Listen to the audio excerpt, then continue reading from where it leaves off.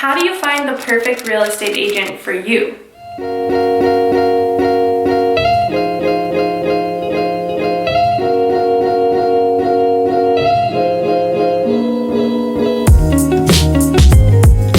But what are the most important factors that people consider when they're looking for their real estate agent? First of all, you should know the difference between a realtor, a real estate agent, and a real estate broker.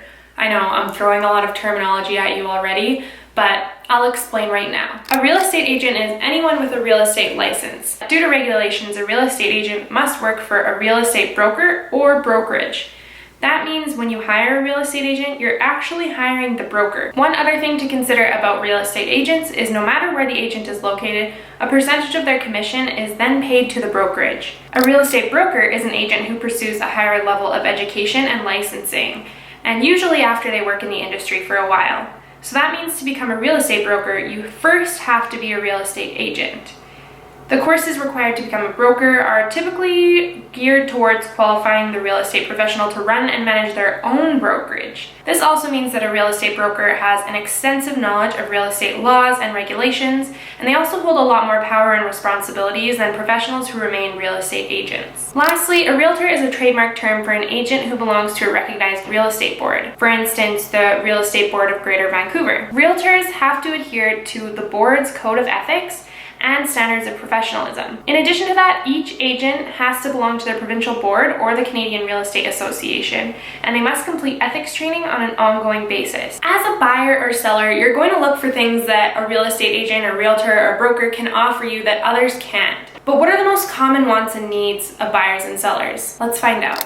One is network. People love a real estate agent who has a solid network for a few reasons. One is that they have great contacts for multiple parts of buying a home. For instance, they would have an inspector, a mortgage broker, and a real estate lawyer for you to contact if you didn't have those people in your network already. If you have an agent that you trust and has a really good reputation, it's awesome that they can share these contacts with you because it's so great to have options. This is particularly helpful if you're moving to a new province or a city where you don't really know many people. The second reason that people really love a real estate agent or broker with a great network is because it can save them money. If they already have those contacts, they might be able to score you a good deal. Lastly, you want to hire someone who has a stronger sense of the real estate market and more education than you when it comes to home buying or selling. A strong indicator of this is if they do have a really solid network and reputation. A second key factor for people is listening skills. One of the number one concerns of home buyers and home sellers was having an agent who actually listens to what they're looking for and actually following through with those asks. You need an agent who won't just push for a quick sale and who will offer alternatives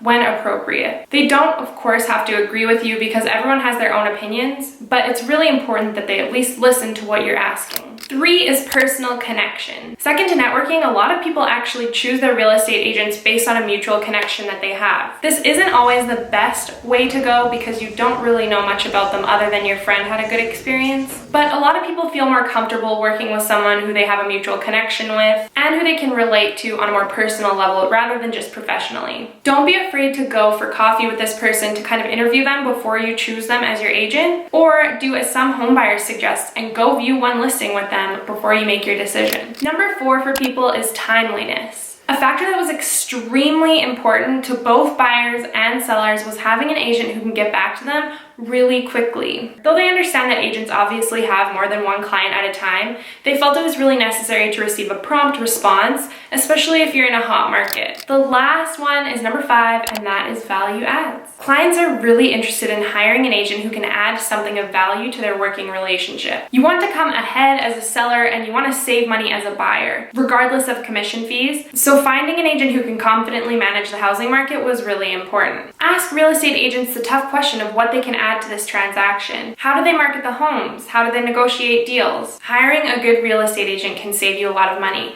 and that's really key when it comes to such a significant financial purchase. In the end, it's extremely important to search for a real estate agent that has all of the factors that are important to you. You want to make sure that they have your best interest at heart, that they're knowledgeable about the community you want to buy in, and that they're there to best advise you on all of the decisions you make. Buying and selling homes is not an easy thing to do, otherwise we would all have our license. Whatever you do, make sure that you interview any potential agents that you're going to work with. Thanks so much for watching today's video. If you liked it, you can give it a thumbs up, subscribe to our channel, you can turn on the bell notification to get notified every single time we post a new video, and if you want to learn more about the Canadian real estate market, you can come read our stories on zolo.ca/news or chat with us on Twitter at Zolo Canada. Bye!